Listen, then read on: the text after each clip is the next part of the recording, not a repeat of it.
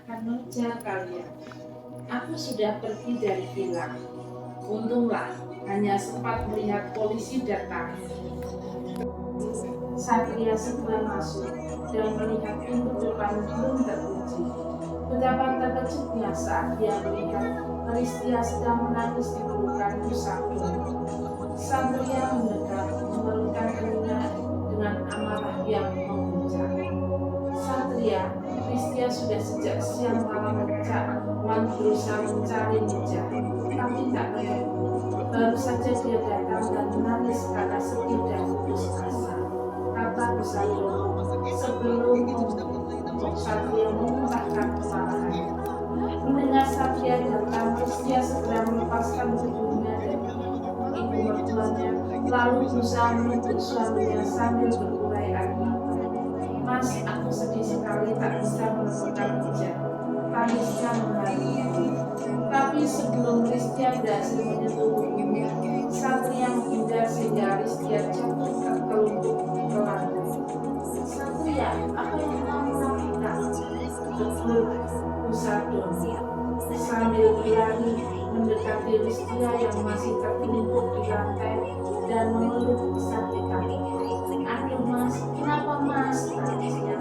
Lepaskan bu, biarkan saja, teriak Satria ketika Usadon sudah membungkuk untuk membangunkan Hristia. Usadono tegak berdiri menatap sang anak dengan tatapan tak mengerti. Satria, ada apa? Perempuan inilah penjahatnya, dia yang menculik Nija, teriak Satria. Teriakan itu membuat Pak Sardono keluar. Dari tak lama kemudian Yuki juga terlihat termangu di depan pintu. Mas, kenapa mas mengira aku menculik Nija? Aku menganggapnya sebagai saudara. Aku dan dia berhubungan sangat baik. Tapi pula saat Nija dibeli, aku ada di sana juga. Tanyakan sama aku. Aku kalah patut mencarinya bersama Nija.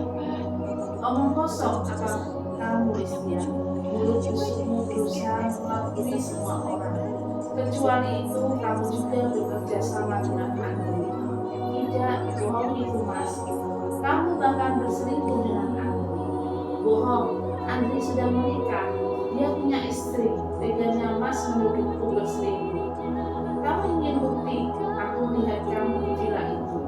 Kamu baru keluar dari sebuah kamar dengan rambut alut-alutan dan baju berantakan. Lihat ini potret Hristia di sebuah villa. Villa itu milik Andri. Istrinya lari bersama Nija yang semula disekap di sana. Bohong. Kosong karena tampak masih tidak bersih, kecuali kotor karena terkena tangan. Ibu guru TK Indriasana ini. Cuma guru-guru pengen guru-guru pengen mendengarkan cerita bersambung tentang Nija dan Rantai.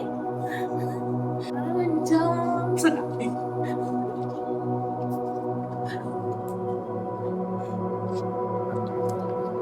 Sudah selesai.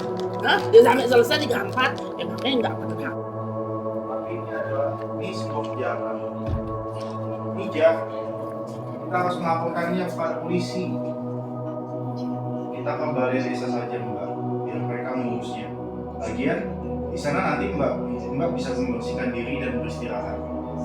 Mbak kelihatan sangat letih dan kotor karena tanah kata laki-laki itu.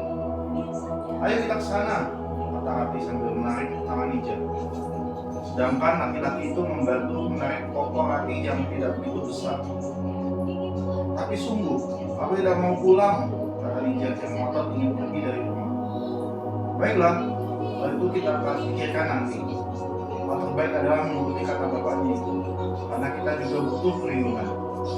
Yang harus kita perhitungkan adalah bagaimana kalau penjahat itu kembali kemari, lalu mengambil kita. Nyatanya, kita kan tidak tahu kenapa kita ditinggalkan di sini begitu saja. Bu 10 menit orang, kalian naik, mereka dia